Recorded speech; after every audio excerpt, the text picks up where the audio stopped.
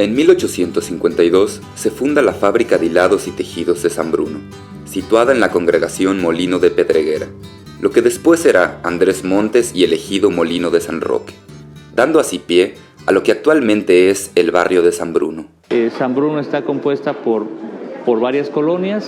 Lo tenemos aquí cerca inmediatamente la colonia Los Pinos, tenemos lo que es Laurero Campesino, Ferrer Guardia, que incluso aquí más adelante lo que es Ferrer Guardia está la Facultad de Humanidades, y tenemos por aquí alrededor otras más colonias.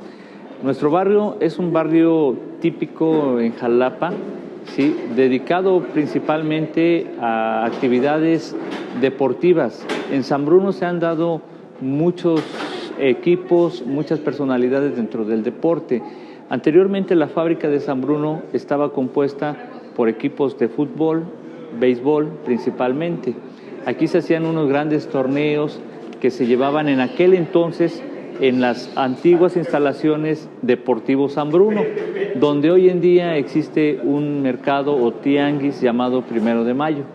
Pero bueno, a raíz del cierre de la fábrica de San Bruno, dejan de ocuparse esas instalaciones para el deporte, ¿no?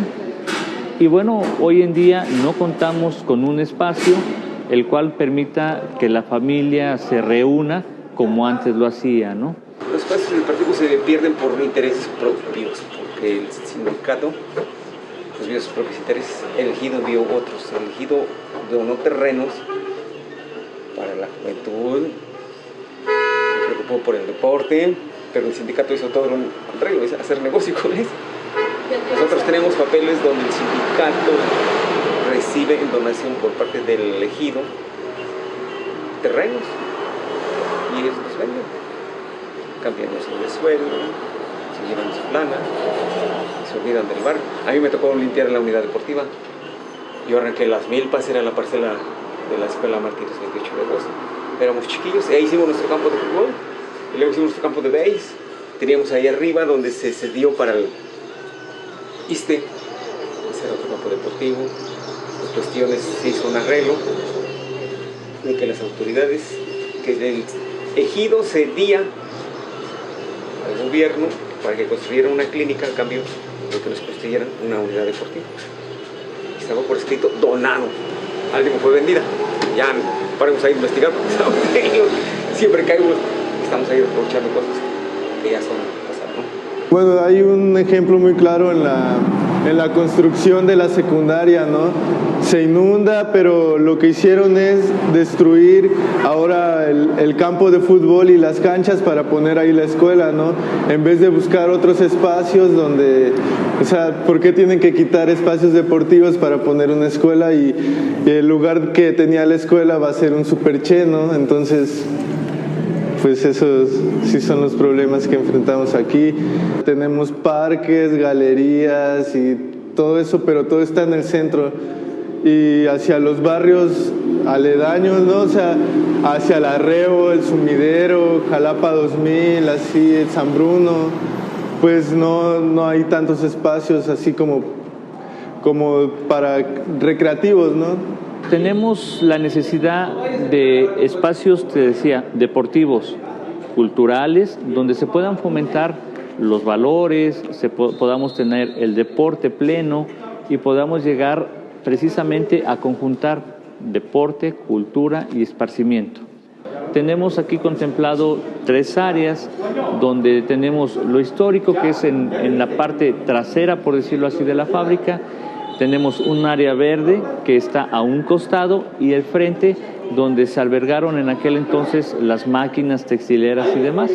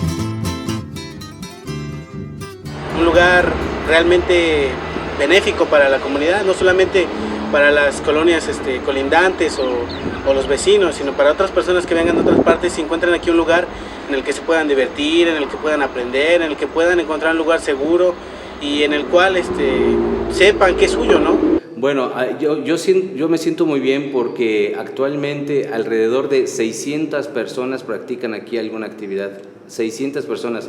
Cuando esto estuvo abandonado y después saqueado, no había ninguna actividad positiva, y hoy podemos decir que hay más de 600 personas que hacen aquí algo bueno. Y se sigue en proceso, se siguen rescatando más áreas y esperemos que muy pronto se dé la donación y que los mismos vecinos podamos manejar esta área en beneficio de todos nosotros. El 11 de abril se cumple un año de que en asamblea con vecinos, jefes de manzana y hasta reporteros acordamos rescatar la fábrica de San Bruno, toda vez que estaba invadida y saqueada por delincuentes. Cuando nosotros también en la búsqueda y el interés por rescatar no nada más la fábrica sino el barrio, también publicamos un periódico. Cuando yo lo andaba repartiendo por la colonia, una señora me dijo que si yo ya sabía que la fábrica estaba embargada, que había un vecino que tenía información más exacta. Entonces yo acudí al vecino, me dio la información, lo platiqué con un amigo que se llama Santos Eduardo Córdoba García, intercambiamos puntos de vista e invitamos a otros vecinos a rescatar, empezar a limpiar la fábrica. El primer día limpiamos la entrada para que pudieran al menos entrar los vecinos que íbamos a hacer la asamblea, y ese mismo día en la noche se convocó para realizar la asamblea y decidir el rescate o no de la fábrica. Se decidió rescatarla para que ya no la fueran saqueando, toda vez que es un símbolo aquí del barrio, y que esta fábrica fuera para deporte, cultura y recreación para todos los habitantes, no que se convirtiera en algo particular, en bodegas o en algo que no trajera beneficio a los habitantes de aquí, a los sanbruneses, como yo les digo. Los alumnos de la Facultad de la Unidad de Humanidades vinieron a dar aquí en el verano pasado cursos. Ahorita actualmente hay el taller de danza, hay la escuela de box, la escuela de lucha libre, escuela de fútbol, y nosotros aquí queremos que sea ya el museo del barrio de San Bruno, donde se puedan conservar fotografías, objetos, testimonios que son muy importantes, libros que también los hay. Queremos que este museo sea interactivo, por llamarlo así, o sea, que los mismos vecinos contribuyan a formar parte de este acervo. Todo lo hemos encontrado aquí dentro de la fábrica. Estos me han dicho los vecinos que se llaman lanzaderas. Todavía no exactamente sé bien cuál era su función. Este es el hilo de algodón que también aquí se fabricaba. De aquí ya se empezaba a hacer las telas, etcétera, ¿no? Este era el algodón, llegaba aquí a la fábrica. Y este es el hilo también que aquí se fabricaba. Después del algodón fabricaban este hilo, donde también después se iban haciendo las telas que aquí se hacían. Pues esto es parte de la historia, de lo poquito que hemos podido rescatar. Pues primeramente, yo no soy de aquí de Jalapa, yo soy del estado de Puebla. Y en mi juventud, desde mi niñez hasta mi juventud, trabajé en el campo. Tenía yo un familiar, ¿sí? Y vine a verlo y para venirme para acá, para ver si me conseguía trabajo. Él trabajaba en la fábrica de San Bruno. Y él me dijo que me viniera yo y que él iba a conseguirme trabajo ahí. ¿Sí? Y dicho y hecho. Y sí, y yo me vine en el año de el 11 de febrero de 1942. Yo llegué aquí a San Bruno. Entré a trabajar como peón de albañil. Y de ahí pedí permiso para entrar a aprender a las máquinas allá adentro. Cuando llegué aquí a Jalapa, solamente había un camión de pasaje que de San Bruno al mercado y del mercado a San Bruno, daba vuelta.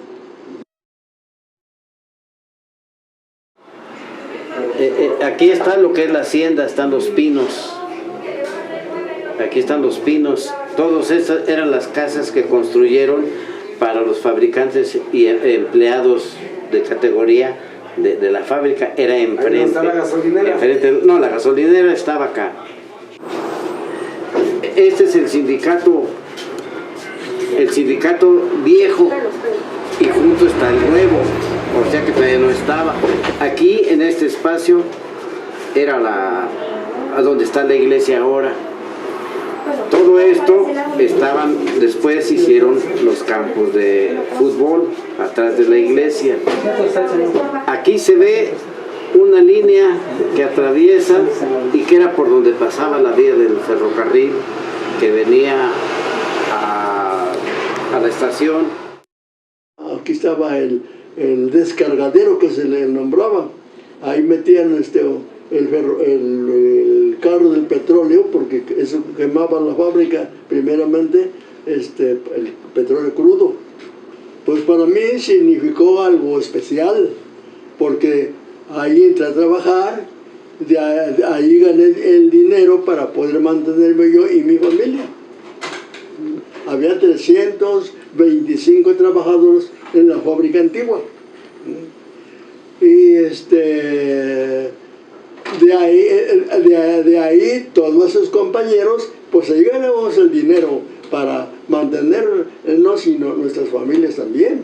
Por eso para nosotros fue algo especial. Y por ejemplo, relacionado con la industria, tendríamos los obrajes. Los obrajes es una forma de producir que antecede al maquinismo, antecede a la industria, y en donde se va a estar produciendo pues telas que necesita la propia población, ¿no? Se va a trabajar mucho la lana más que el algodón en aquella época. Y es una cuestión más artesanal. Totalmente artesanal, es la destreza del trabajador, del artesano, lo que le permite la producción de una tela que luego se va a convertir, dijéramos, en el abrigo, dijéramos. ¿Y cómo es que se empiezan a generar todas las máquinas y ya empieza la industria ahora sí? Bueno, el maquinismo, la industria propiamente textil, la industria en general, pues es un fenómeno que nos viene de Europa, de los siglos XVII y XVIII, ¿no? En México, la primera expresión propiamente capitalista, propiamente ya de máquina, de industria, la vamos a tener precisamente aquí en Jalapa, 1830, con Lucas Martín. Va a haber una pequeña fábrica, entonces surge esta primera industria textil con un apoyo importante del gobierno. El gobierno tenía una institución que se llamó el Banco de Avío. Buscaba otorgar crédito para que los empresarios trajeran la maquinaria de Europa, ¿no? Porque los telares que había en la fábrica vieja eran unos telares que trabajaban despacio, y un obrero trabajaba con 3 telares nada más. Y después en la fábrica nueva, el que trabajaba con menos telares trabajaba con 10. Pues había departamentos donde había diferentes maquinarias, que todas las maquinarias pues era para un mismo propósito. Es que aquí estaba una maquinaria que esa mantenía a esta y esta mantenía a la otra, porque la producción que salía de esa máquina la consumía esa máquina, y esa lo que consumía esa máquina la consumía la otra, y así sucesivamente. Era un rol de maquinarias para tener porque fue una fábrica de hilados y tejidos, hasta llegar a tener el hilo para meterlos a los telares y ya empezar a trabajar para hacer las telas.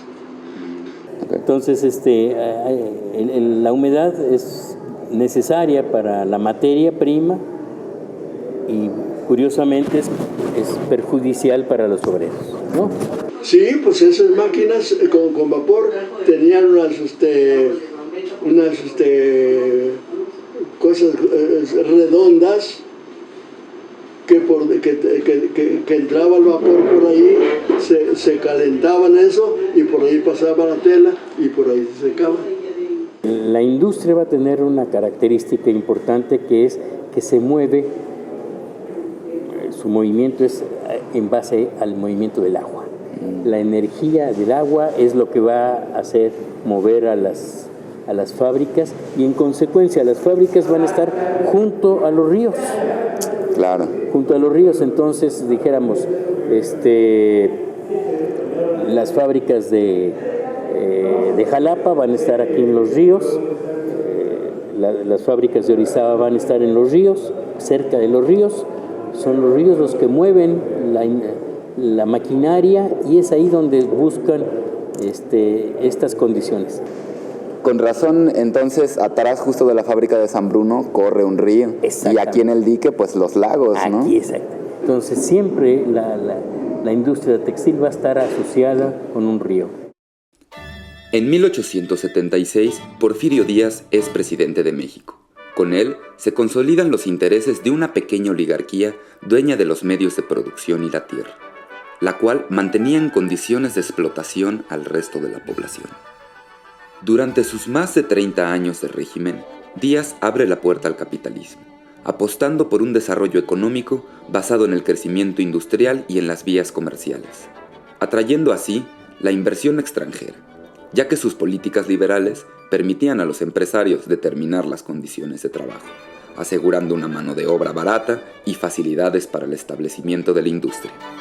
Entonces son migraciones de capitalistas que buscan establecer industria y que van a provocar pues un surgimiento poblacional importante. Sí, en este caso yo creo que Porfirio Díaz, sin lugar a dudas, es el primer gran promotor de la industria, independientemente de su forma de gobernar a la nación. Él apuesta a la industria.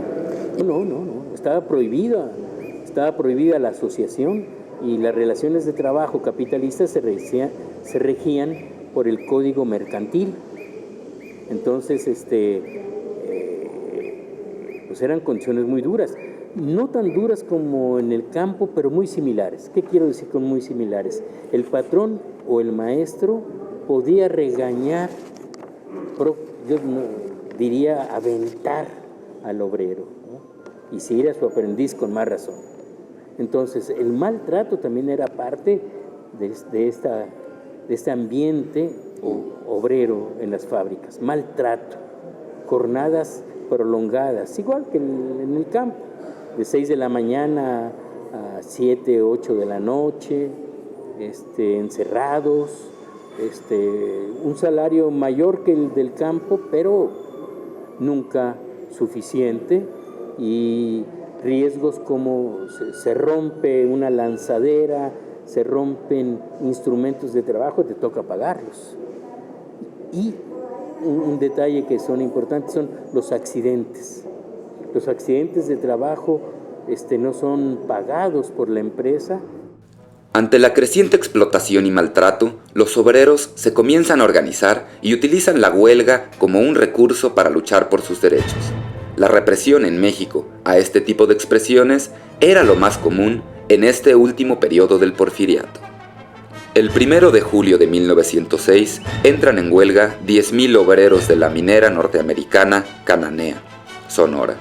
Estos son reprimidos por las autoridades locales, el ejército norteamericano y 100 hombres armados. Más de 10 hombres mueren y otros 5,000 fueron encarcelados. En enero de 1907, en la fábrica textil de Río Blanco, Veracruz, una revuelta obrera resulta en una masacre con más de 400 obreros muertos y numerosos condenados a trabajo forzosos en Quintana Roo. El 24 de mayo de 1908, como parte de esta oleada de movimientos, los trabajadores de la fábrica de San Bruno, después de una reunión en la casa del compañero Norato Jiménez, fundan la Unión Fraternal de Obreros y se van a huelga por 6 meses, siendo esta igualmente reprimida. Bueno, precisamente la organización obrera, la organización se formó el sindicato. Cuando yo entré aquí ya tenía mucho tiempo de que había un sindicato, ¿no? Es para defender los derechos de los trabajadores ante el patrón. Era una organización que nació para reducir, por ejemplo, la jornada de 15 a 11 horas, sacar a los niños de la fábrica, sacar a las mujeres en entonces de la fábrica, obtener condiciones de higiene y un salario más justo. Obviamente estas organizaciones fueron muy atacadas por la patronal, que tenían a sus golpeadores profesionales, y cuando estos no eran suficientes, pues simplemente empleaban a la policía o el ejército. En aquel entonces siempre eran 3 opciones: muerte, destierro o exilio. El destierro podía ser interno o externo, los enviaban a otros países o a las Islas Marías. ¿A las Islas Marías? Las Islas Marías e incluso a Quintana Roo. En la época del porfiriato pretendían llevar progreso y civilización a la selva, así que los tenían talando la selva en condiciones infrahumanas. La mayoría morían a los pocos años por las enfermedades tropicales y las condiciones agotadoras de trabajo. Podemos considerarlo uno de los antecedentes de la revolución, junto con las huelgas de Cananea, Río Blanco, Orizaba. Este movimiento de 1906 es, dijéramos, junto con el de 1907, los movimientos precursores de la revolución.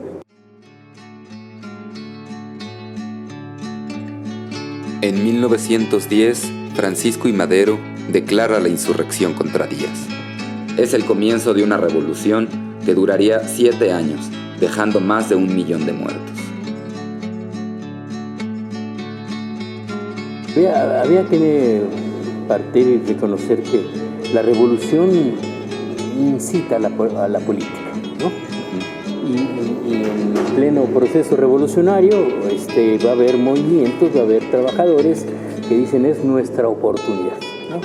Entonces todavía es un incipiente proletariado, todavía no es un proletariado consolidado, pero ven la oportunidad. ¿Por qué? Porque la lucha militar también es una forma de lucha política, ¿no? Entonces el malo va a ser el porfiriato. El malo van a ser los empresarios del porfiriato. ¿Usted participó de la revolución? Sí, participé de la revolución.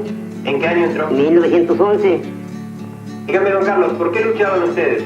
Por las tierras que en la actualidad ahora las vemos en cuestión de nosotros. ¿Qué tenían antes? Nosotros no tenemos nada más de trabajarle a la hacienda de peones. Se peleó tierra, agua, justicia y libertad. ¿Y qué tienen ahora?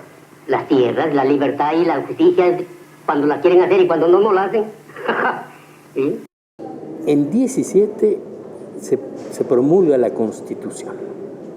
Entonces, la Constitución, porque hay revolucionarios que reivindican el trabajo, que son lectores del marxismo de aquella época, que son algunos de ideas anarquistas, pero que van a buscar el bienestar de los trabajadores. Entonces surge el 123, que le da derechos y obligaciones al trabajador, y le dice al trabajador: tú puedes organizarte.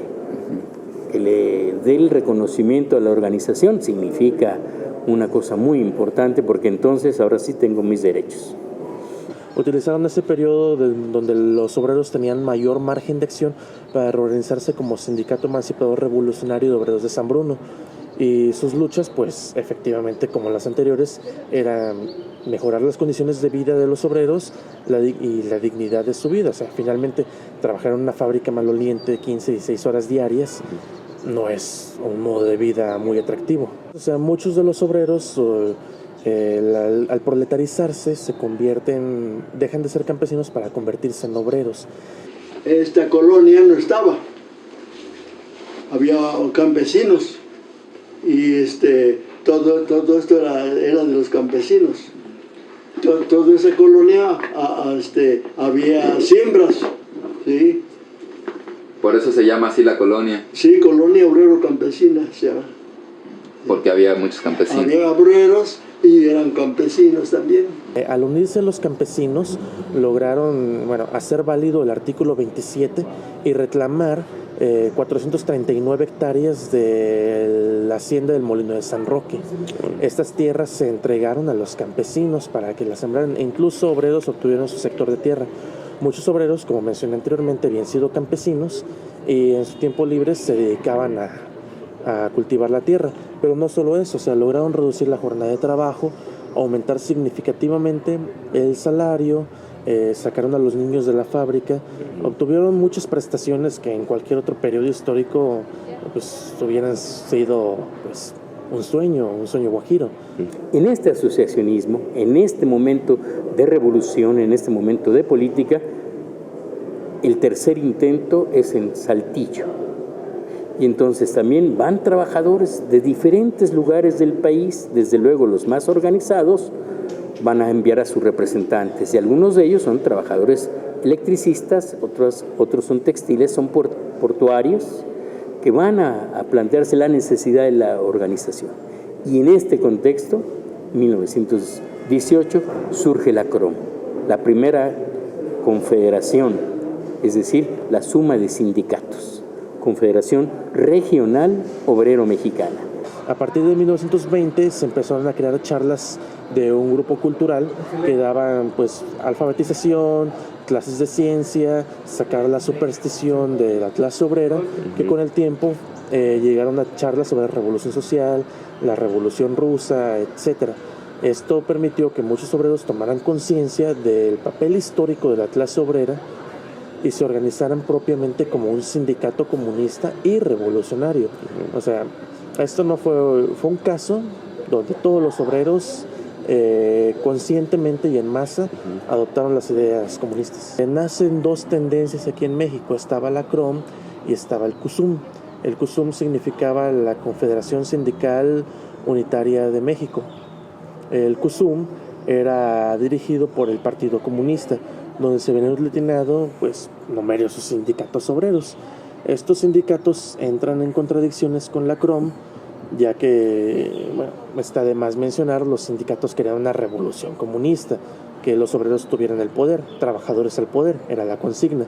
La CROM va a ser más oficialista, la CROM va a ser más, te reconozco, la CROM va a ser más, porque es de una u otra manera aliada del gobierno.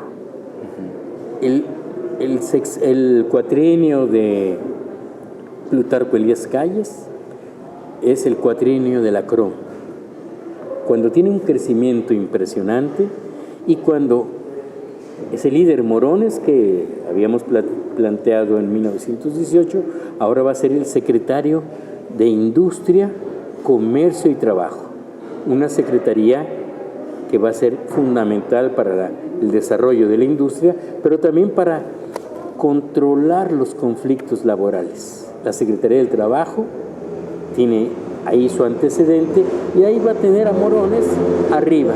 Entonces, ¿qué es lo que va a hacer Morones? Pegarle a los anarquistas, pegarle a los comunistas, pegarle a todo el que se mueva.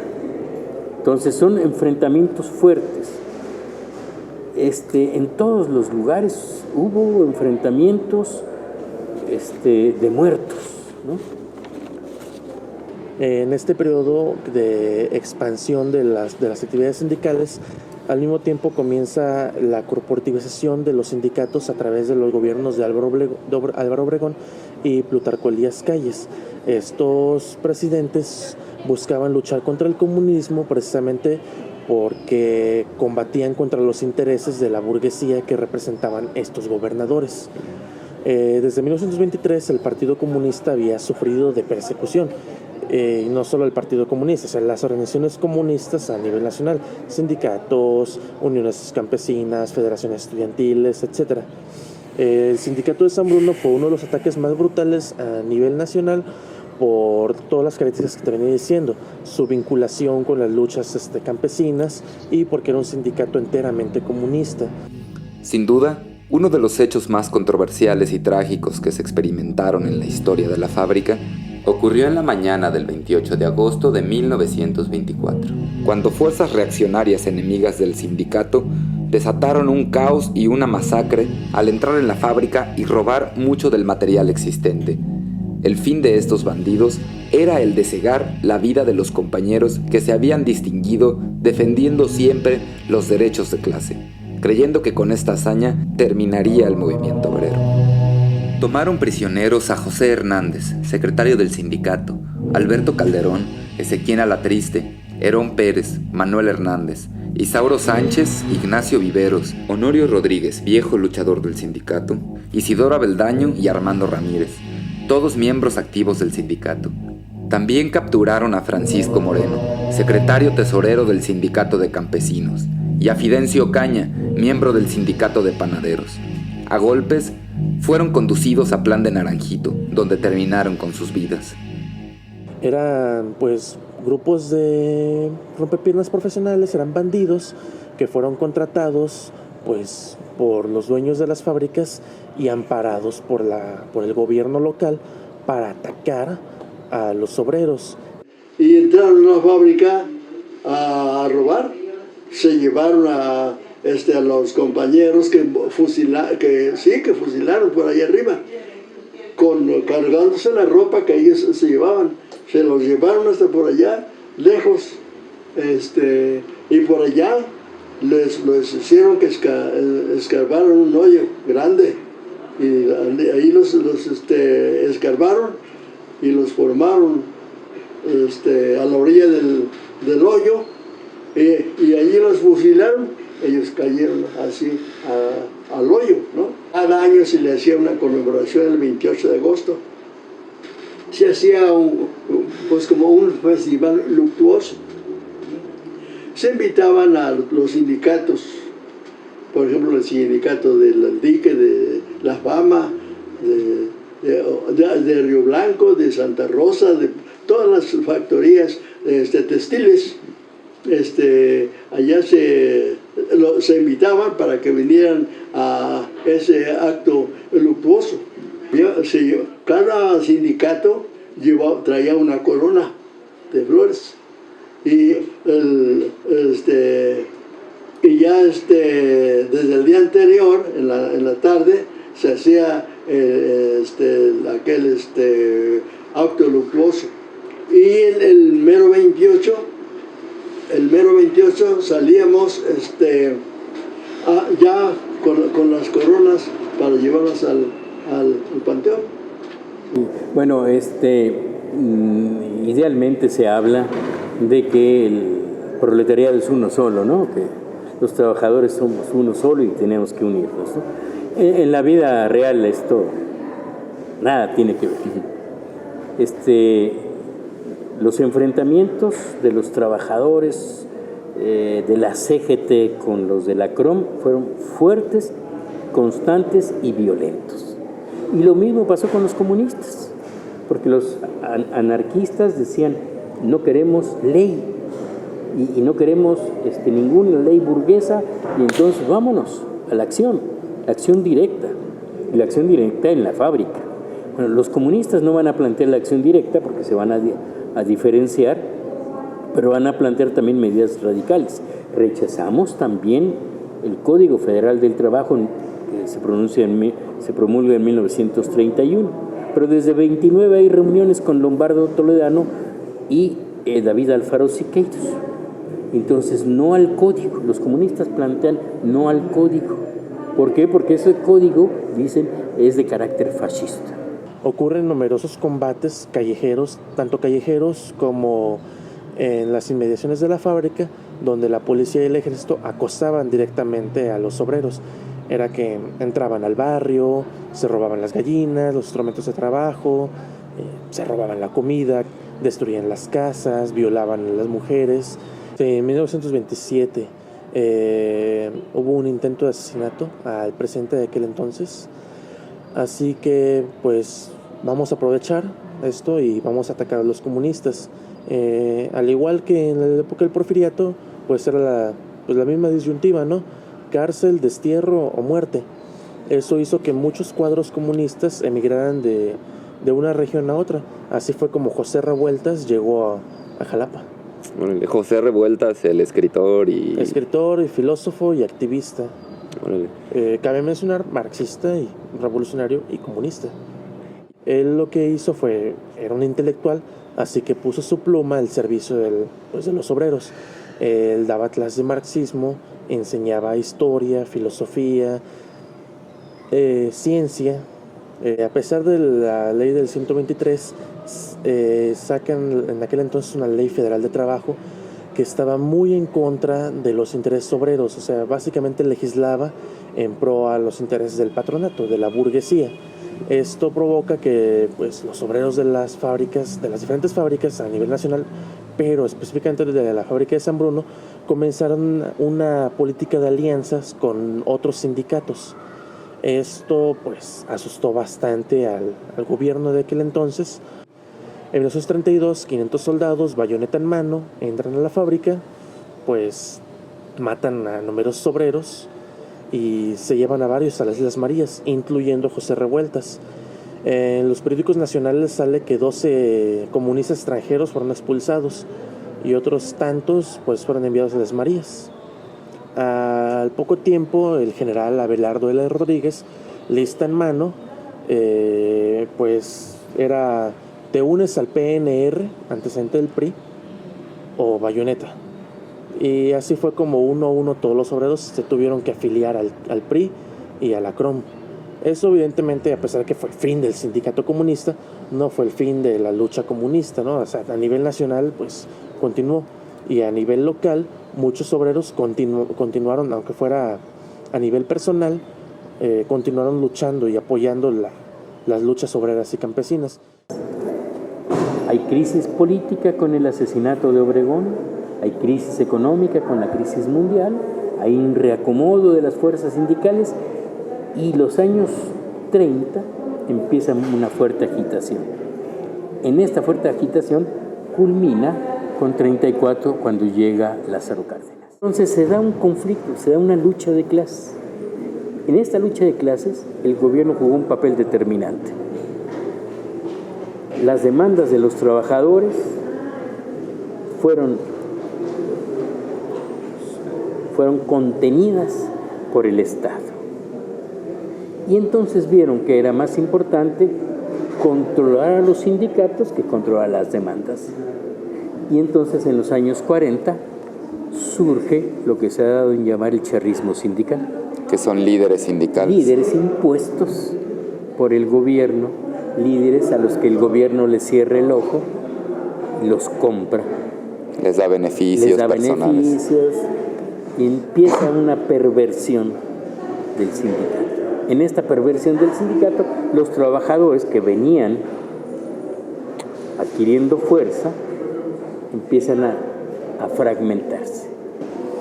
El Partido del Estado, que en 1929 fue el PNR, 1937 va a ser el PRM, en 1946 se transforma en PRI. Entonces, es un proceso de centralización de la política. Los estados pierden mucha soberanía. El centro que es Ciudad de México. Que es Ciudad de México y que es Presidencia de la República, que es Ejecutivo. La Segunda Guerra Mundial va a ser importante porque, a pesar de que México participó mínimamente en esta contienda bélica, le va a beneficiar mucho a la industria porque las fábricas textiles norteamericanas no van a producir, van a estar cerradas porque los soldados, porque sus trabajadores van a ser soldados que se van al frente de batalla o van a estar en reserva. Entonces, le van a pedir a México que produzca tela para su mercado. Y entonces viene un auge de la industria textil importante. Todos los años 40, sobre todo hasta 1945, las fábricas textiles tienen un crecimiento importante. no existen mejoras para el trabajador. No hay, aunque hay más riqueza. Suficiente. No se repartió la riqueza. Ni se repartió la riqueza, ni se invirtió. Y entonces empieza a haber más importación para alimentos, pero se remedia con la exportación de petróleo. Okay. Va haciendo crisis. Y es con Miguel de la Madrid. Primero GATT, después OCDE. Entonces entramos al comercio internacional y lo que no saben es que llega el neoliberalismo y a las industrias más débiles les dan el golpazo. El toque final. La industria más débil va a ser las industrias textiles, la industria del cuero, la industria del vestido, que son industrias de por sí de lento crecimiento, y llegan los productos importados del exterior. Entonces, como ya últimamente, como no quisieron pagar los sueldos que pagaban aquí, entonces ya mejor se cerró la fábrica. Ya en 1991 fue cuando se cerró la fábrica definitivamente. Al cerrarse la fábrica, mucha gente quedó sin trabajo y ya no había dinero para sostenerse. Ya cada quien jaló por donde pudo para poder ganar dinero y poder mantenerse. El 94 es el Tratado de Libre Comercio, en donde dicen pueden entrar, pueden subir, pueden bajar mercancías. Eso sí, la mercancía fuerza de trabajo, esa no puede circular.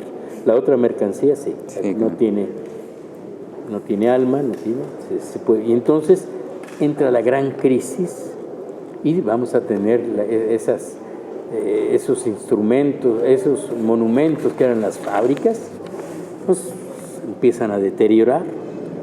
Y con esto lo que pasa es que el trabajo pierde centralidad. Los sindicatos dejan de tener un peso importante. Y los obreros también. Entonces, recuperando al viejo Marx, el trabajo es una actividad social, una actividad que nos permite intercambiar opiniones, conocernos, y se propicia lo que se va a llamar una cultura obrera. A lo mejor no la cultura obrera europea o de una nación desarrollada, pero una nación incipiente. Entonces se crearon ciertos valores como la solidaridad. En algunos sindicatos hay una solidaridad. A pesar de que sean medios perversos, sus dirigentes, hay una solidaridad.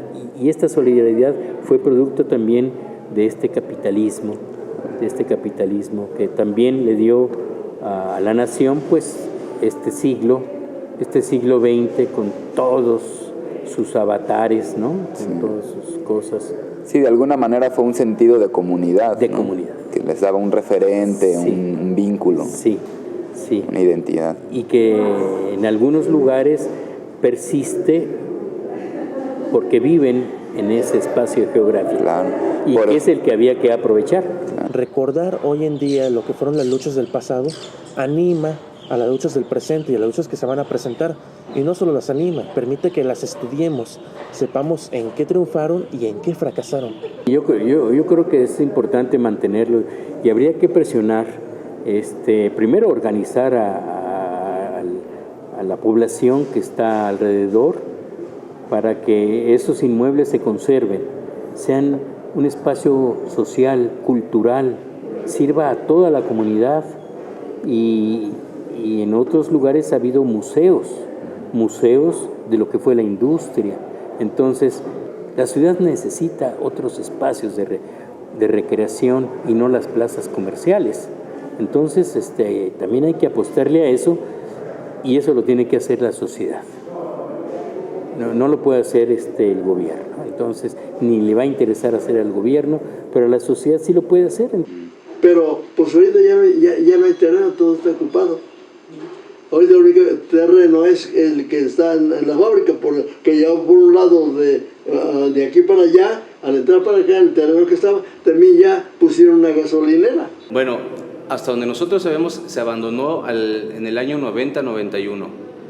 Yo pensaba que desde ese año más o menos había empezado el saqueo, pero conforme hemos ido preguntando a la gente, nos han ido comentando, este saqueo tiene poquito, tiene 3 o 4 años, perfectamente bien estructurado fue ese saqueo, o sea, no fue con el paso de los años, no, este saqueo se dio en 2 o 3 años, quizás nada más para robarse el fierro y el cobre, pero también hay algunas teorías que apuntan a que querían destruir esto toda vez que es histórico, para que después algún particular o quien fuese pudiera construir a su antojo, porque si esto es histórico, no puede construir cualquier persona lo que desee, se tiene que alinear a lo que diga el INAH, pero una vez destruido, bueno, pues pueden hacer lo que sea. Entonces yo creo que había 2 cosas, el económico con el fierro y el cobre, ese saqueo, y quizás la destrucción de la parte histórica para después construir centros comerciales o etcétera.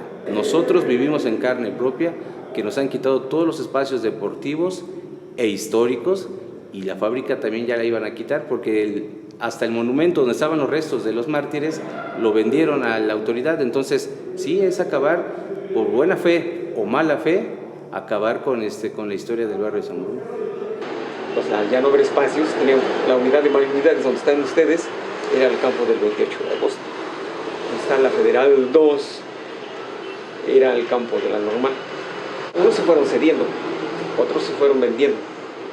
Por ejemplo, la unidad, el campo de donde está la Plaza Museo, era otro campo de 20 hectáreas, era el campo del laborero campesino.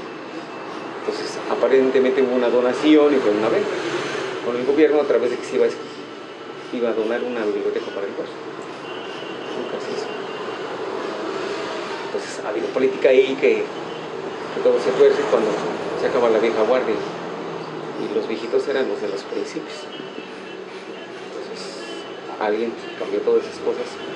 Ya no estuvo la vieja guardia que dijeron, estos dos, porque ellos les tocó luchar. Entonces llega la gente joven que no ha dicho por nada, todo lo regala, todo lo dona y todo lo ve en plan de negocio. Porque la primera etapa, los que construyeron, los que pensaron en futuro haciendo una escuela, capacitando a sus empleados, etcétera, los que querían hacer campos deportivos, esos murieron sin saber que las nuevas generaciones de obreros iban a acabar con todo. Ellos solamente querían vender sin pensar en un futuro. Bueno, el pronóstico es difícil porque ha pasado varias etapas desde que nos dividimos por diferente tipo de ideas. Hace ya algunos meses con otro grupo que se fueron porque decían que era indebido, que era ilegal que estuviéramos aquí, cuando yo creo que debemos estar aquí para rescatarlo, no nada más con oficios o de buena fe, sino tenemos que arriesgar y estar aquí para rescatarlo. Pues mira, es algo correcto, pero a veces se manejan diferentes puntos, ¿no? Pero con un mismo objetivo. No queremos un Walmart, no queremos intereses ajenos o que el mismo gobierno se apropie de él. Que nos lo deje ya, ahora sí por herencia. Pues que no nos lo quiten, ¿no? Que no lo destruyan, o que entre todos, entre toda la comunidad podamos rescatarlo, pero no entre unos cuantos, ¿no? O sea, este espacio es público, cualquiera que tenga un proyecto puede venir y plantearlo y con las puertas abiertas, ¿no? Lo importante aquí es que todos nos unamos pues para que podamos hacer algo entre todos, ¿no? Creo que es un proyecto muy importante, tomando en cuenta que este es un espacio que históricamente ha sido un bastión de lucha, y actualmente se está recuperando, pero desde el sustrato social, que es lo más importante, que es el barrio, ¿no? La gente que realmente pues dio su vida aquí, que fueron los obreros que trabajaron en esta fábrica, y ahora son los hijos, los nietos de esos mártires del 28 de agosto, gente que luchó por sus derechos, y en este caso siento que es como la recuperación de esa misma lucha histórica, que la gente del barrio reactive estos espacios, pero no desde las instituciones, sino desde la base social, desde el mismo barrio, para que ellos decidan qué dinámicas quieren que se generen aquí, ya sean talleres, sean foros al aire libre, hay eventos de graffiti, de hip hop, asambleas comunitarias, hortalizas.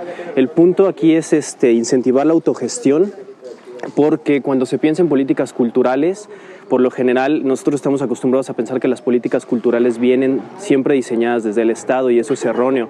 En este caso, la autogestión es lo que está impulsando este proyecto y la gente organizándose, reactivando estos espacios. Por ejemplo, la explanada que tenemos aquí al lado estaba igual que esta, llena de escombros, y ya se limpió, ahora hay unas canchas y pues creo que es muy importante recuperar estos espacios para que la gente los utilice pues a su conveniencia, ¿no? Como ellos quieran.